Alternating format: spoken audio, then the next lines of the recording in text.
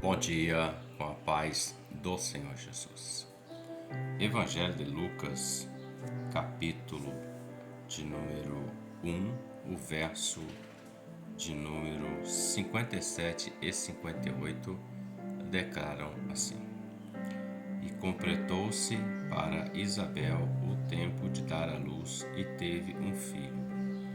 E os seus vizinhos e parentes ouviram que tinha Deus usado para com ela de grande misericórdia, e alegraram-se com ela. O episódio em questão fala desta mulher cujo nome era Isabel. Isabel era uma mulher estéril, ela não podia gerar filhos, e ela era esposa de Zacarias, um sacerdote do Senhor. Porém, Zacarias, quando entra no templo para oferecer ao Senhor o incenso, a hora da adoração, o anjo aparece e diz para Zacarias: Zacarias, não temas, porque o Senhor ouviu a tua oração. Zacarias já era um homem avançado em idade, não tinha filhos e a esposa era estéril, então ele precisava de um milagre na vida dele. E ele clamou durante muitos anos da sua vida até que aconteceu esse milagre. Deus ouviu e no tempo certo Deus veio e operou, abriu a madre de Isabel.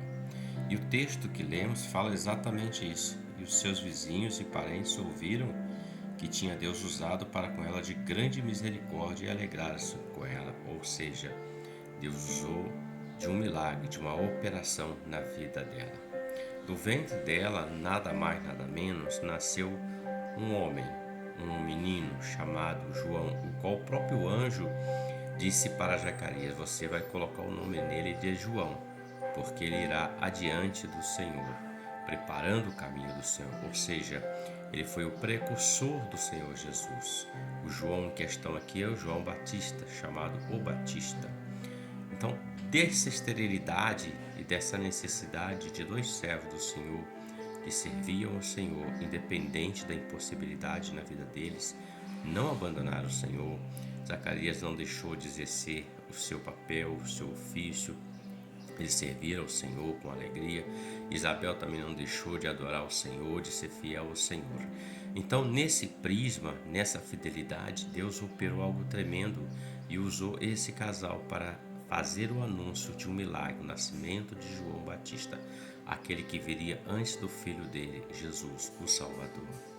Quando nós nos colocamos na mesma posição de fidelidade com o Senhor, mesmo que tenham dias que são nubrados, difíceis demais em questões da nossa vida, que precisamos de uma intervenção imediata, nós não podemos desfalecer, nós não podemos desanimar, nós não podemos desistir. Antes nós devemos continuar servindo ao Senhor com alegria, apresentando-nos no templo do Senhor com cânticos, com louvores, adorando o Deus vivo, porque Deus, Ele nunca se esquece dos seus filhos, dos seus servos. Deus sempre está com seus ouvidos atentos para ouvir o clamor, o choro, o rogo, a súplica, a oração, a intercessão e tudo mais que se coloca diante dele. Ele é um Deus de resposta e ele levantou nesse dia do seu trono para abençoar esse casal.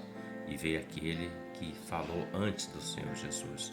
Então, tanto você como eu, tenhamos esse exemplo de servir ao Senhor com fidelidade e com alegria todos os dias, independente de quaisquer questões necessárias na nossa vida nesse tempo, independente de qualquer aflição, independente de qualquer necessidade, enfermidade, no caso de Isabel, de qualquer esterilidade, que era uma impossibilidade. Continuemos a servir ao Senhor, porque a alegria do Senhor é a nossa força. Deus te abençoe, que você tenha um ótimo dia com a paz do Senhor Jesus. Amém?